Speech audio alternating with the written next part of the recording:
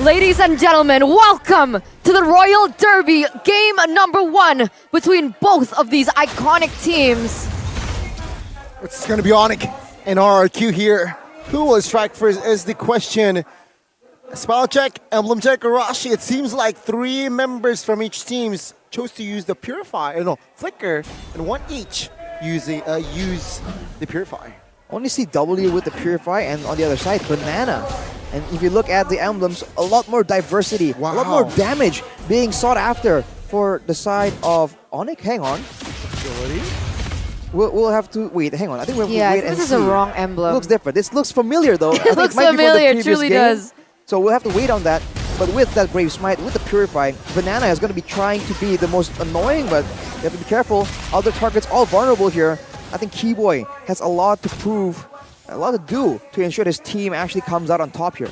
I want to know what's going to happen when the Bane doesn't rotate mid, right? Because the mid lane control is definitely in favor of ONIC, and here you go! Oh, Naomi flickering out. Clay with the puppet string. Oh! With the hook here, Keyboy forced to use the flicker early. Does not matter.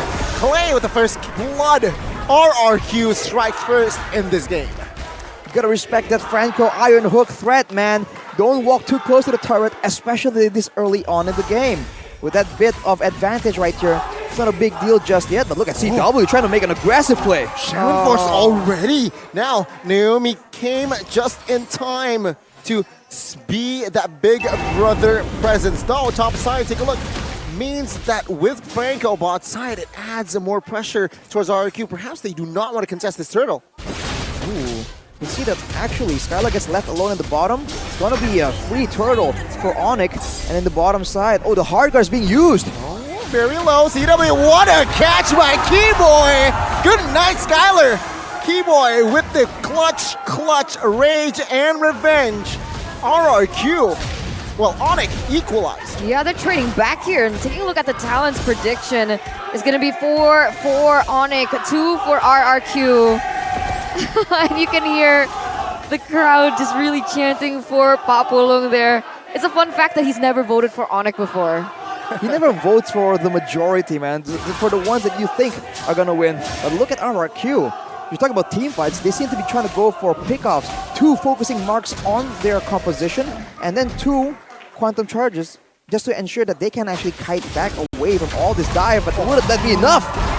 Rotation! What a deny rotation there from Keyboy, which was, the timing. ONIC was there, and Persik was without cover. Gets taken down. The kill pressure once again, right? ONIC, they practically win all these 3 lanes, and they're able to make the most out of it so far. 1,000 gold lead. What is the lead looking like in terms of the items? So far, nothing significant, nothing too crazy has been built up, but the Harith right here has finished the first core item that gives you quite a bit of Starlium size. The Starlium side gives you a bit of true damage, a bit of mana as well. It's a great item to have on top of the Impure Rage emblem. So CW is pretty independent in that lane, unless he makes a mistake. And for Skylar, he has a Fury Hammer, but it won't really be enough just yet. Oh, this is the duo! This is the one I'm talking about. The Armor Shred and the physical attack. Bounce, well, luckily for Uranus, the hard guard was there, but if not for the Angela, he was insta-shredded there top side on it. With a 1,500 gold lead, now look for the turtle tech. Let's see here. RRQ, will they be able to contest this time? And look what they did. They used up the hard guard before the turtle fight, so it won't be available in the next few seconds. Keep your eyes on Keyboy. He might be looking for something right now. See here, it seems like Naomi still looking for an opening. Persik not in position, not in prime position, but Keyboy is in prime position to catch Persik. Again, if Persik gets taken out twice already in this game, and it seems like they still want more here. Keyboy zoning Skylar out of his turret. CW will find extra gold this time. 4-man rotating. Oh, with the cancel. Nice. Dreon now trying to pull Skylar out. Forced to use the flicker. Skylar and the Bruce Fashion doesn't really connect. Again, ONIC winning the trade. They're still going for it here. Goni, they're diving! Flicker pull. Skylar. Naomi gets taken out. Skylar will be next on the chopping block as well as Clay will be out with the flicker. But there you go, 2 members taken out, plus the turret. 3,300 gold lead in the first 5 minutes. Full objective control, full map control here for the side of ONIC. And they are putting RRQ in a tough position. But Boots is going to get caught here for sure, right? Oh, what? Boots? Boots almost with the outplay there. 3 versus 1 was a little bit too much there, perhaps for Diroth to sustain. But almost. Almost. Keyboy is just making a statement right here, man. Oof. ONIC is just not letting up. They know that they have a bit of an early advantage. They don't have a marksman, keep in mind. So RRQ, if they can last longer, I think there's a better chance for them to come out on top in the middle of these fights. For ONIC though, they are fully focused on tearing apart the whole map before it reaches that part. Oh my god. RRQ, they need to slow down their tempo here. You need to pick your battles. I mean, they were trying to get a pick on it to CW, but CW was still able to purify out of it. It's very difficult for Naomi to continue that kind of kill pressure with how ONIC are playing this. In the top side, you can already see they're pushing once again, looking for more objectives. If let's say, the Beatrix gets that power spike, is the damage going to be enough?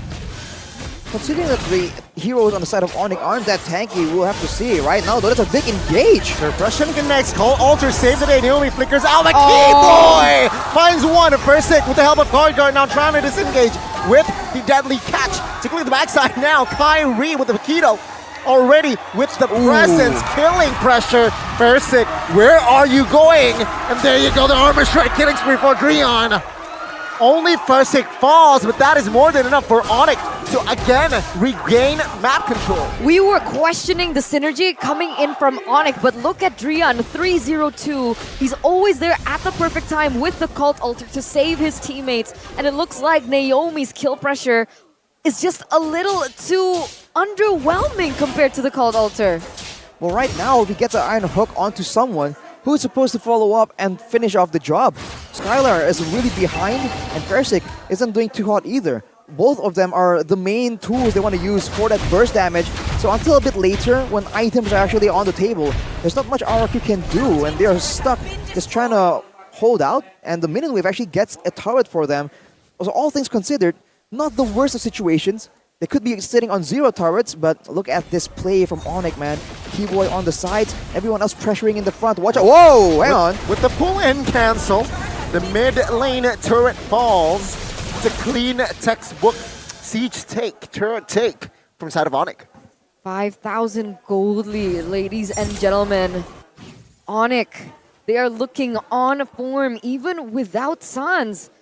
Keyboy is so scary on the Kufra. His mechanics, that flicker ult combo, it gets you out of nowhere. And literally RRQ, they're banking on the damage coming in from Skylar. If he gets taken out, then it's GG. ONIC is going to have the Lord setup advantage right here, but RRQ, hang on.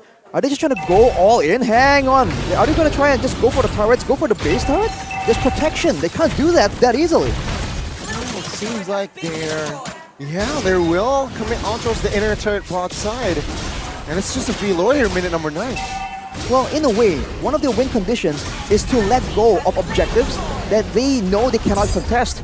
Seeing as they're 5,000 gold behind, that might just be the better play, showing again that RRQ is still adjusting and adapting. Man, with the Lord here pushed top side, I don't think it's 5,000 gold lead. What do you think here? Can they defend? It's the first Lord. Yeah, it is the first Lord. They should be able to clear it, but it's tough, man. Look at the damage dealt. Skylar very underwhelming there on the board. Persik has done actually a bit more in terms of that damage, with Dreon being the #1 on the leaderboard. You don't feel it, but the damage coming from Faramis is subtle, but it hurts. Especially in the midst of a chaotic team fight, those bounces will start adding up. For now though, ooh, Naomi with a bit of a good read there. Unfortunately, the iron hook wasn't long enough. Keep your eyes on Dreon though, not for the damage, but to make the play with a Cult Altar. A 5-man dive that is essentially immoral with a second life. That is scary, and there's not enough crowd control on the side of RRQ to try and stop that. Yeah, keep your eye on Keyboy as well. He has Flicker and also the Rage. Let's see. He's charging up. No, he will not commit to this time. Deadly catch has been popped though, and the turret here, top side, will not fall just yet, I believe, yeah? RRQ, they managed to clear that wave, so a very, very good defense shown by RRQ. I mean, technically they do still have high ground, right? They have the deadly catch from Bane. They also have the ultimates coming in from the Beatrix. But 3 waves are crashing once again. I'm wondering if ONIC want to go and commit for this. Let's see. Shaman Force, Keyboy finds one. Cold Altar popped. First will not be able to survive. And take a look at Boots now with the Diroff. Looking for an opening, but Flicker, Bloody Hunt cancelled. What a read by Keyboy. ONIC, 8,000 gold lead. No base turrets taken down though. So overall, RRQ, they managed to defend their base. So almost like the best case scenario for RRQ. The fact that they only lost 1 member and didn't lose any base turrets, that's really good. But losing their jungler though, that's a bit of a tough situation. Now ONIC backs away and RRQ immediately trying to extend, try and find some control, some gold in the jungle. But ONIC already on the way back, but look at the damage. That can add up the longer the game goes, but let's take a look at the instant replay by the Samsung Galaxy S-Series. Everyone engages onto Banana, but afterwards it's Fairsick. Clay almost sees it with a hard guard, but it won't be enough. And Naomi, he really tried to make this play work. There's a good chance to try and use the turrets to try and secure this kill, but ONIC, they're just too on point. They understand what RRQ is trying to go for and deny it completely. Keyboy is terrifying, man. Reminds Keyboy you is of terrifying. someone? It reminds me of Tranquilor, now gone, right? Insane. The way that he's able to predict that movement, cancel it out, that kind of renders the capabilities of a Franco kind of useless, especially with the fast cooldown of skill 1 from the Kufra. ONIC now just going for the next Lord just like that. Approaching a 10k gold lead. RRQ, there's nothing they can do but give up enough of these Lords. This is what the Lord is designed to do, crack open your base. They cannot just keep hanging back here and hope that the game will swing in their favor. It doesn't work that way. So I think soon enough, there's going to be a desperate play being made before ONIC just calmly and calm and collectively just ends the game. Man, 12 minutes in, almost 10,000 gold lead. It was 10,000 gold lead earlier. Arashi, I see you sweating, my guy. I see you sweating. Must be the passion in the room, man. I mean, there's a lot of action here. Everyone's so passionate, right? Definitely not worried about the game at all. But let's take a look at how ONIC is going to play this. The purple buff is spawning for RRQ, but they won't be in any condition to contest that. Kyrie goes for their orange as well. This might be the beginning of the final sequence. It's not looking good at all. 10,000 gold behind.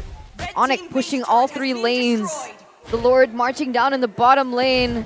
It's all gonna count if Naomi can look for a pick. They have to be careful of Keyboy's concealed play. Concealed play. Let's see. No commitment just yet though. Oh, CW quite low though. Caught there with the turret damage. It seems like the mid-base turret will be defended by RRQ still.